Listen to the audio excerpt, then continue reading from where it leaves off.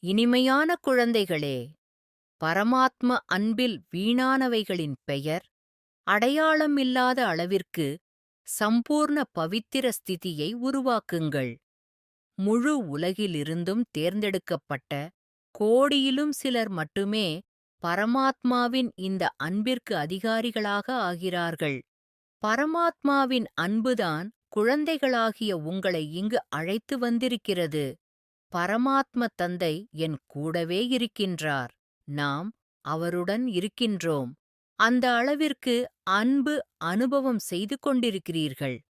அவர் என் உள்ளத்தில் இருக்கின்றார், அவர் உள்ளத்தில் நான் இருக்கிறேன் என்று மகிழ்ச்சி. ஒவ்வொரு குழந்தையும் தந்தைக்கு சமமாகிவிட வேண்டும். ஒவ்வொருவரின் முகத்தின் மூலம் தந்தை வெளிப்படையாகத் தென்பட வேண்டும். சம்பூர்ண தூய்மைதான் தந்தைக்குப் பிரியமான ஸ்திதியாகும்.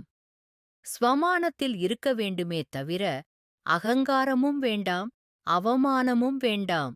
நான் குழந்தையாகவும் இருக்கிறேன், எஜமானராகவும் இருக்கிறேன். பொக்கிஷம் என்ற ஆஸ்தி கிடைத்திருக்கிறது. தந்தையின் சன்ஸ்காரம் எது? உலக நன்மை செய்வது.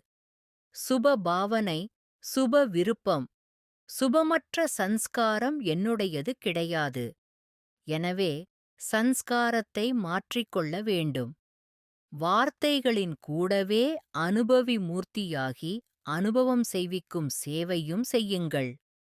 அமைதியின் அனுபவம், குஷியின் அனுபவம், ஆன்மீக அன்பின் அனுபவம். அனுபவம் அப்படிப்பட்ட ஒரு பொருள், ஒருமுறை அனுபவம் ஏற்பட்டுவிட்டால் விடவே முடியாது.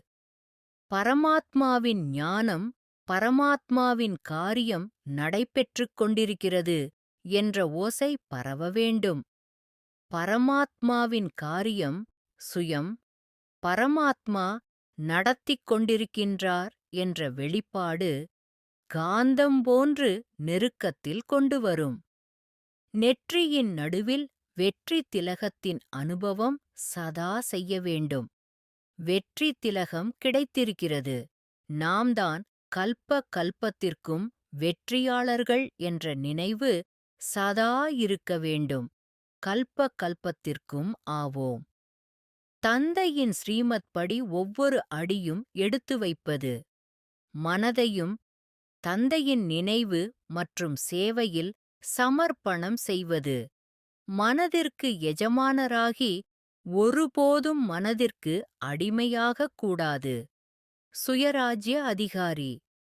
ராஜா என்று பார்க்கும்போது இந்த மனம், புத்தியானது மந்திரிகளாகும். ஒருவேளை கட்டளைப்படி நடத்தவில்லையெனில் மனம் சஞ்சலமாகக்கூடிய காரணத்தினால் அடிமையாக்கி விடுகிறது. எனவே சோதனை செய்யுங்கள், நல்லது. மன்மனாபவ. தன்னை ஆத்மா என உணர்ந்து ஆத்மாவின் தந்தையான பரமாத்மாவை அன்போடு நினைவு செய்தால் ஆத்மாவில் இருக்கும் 63 ஜென்மங்களின் பாவ கர்மங்கள் அழிந்து போகின்றன. ஓம் சாந்தி.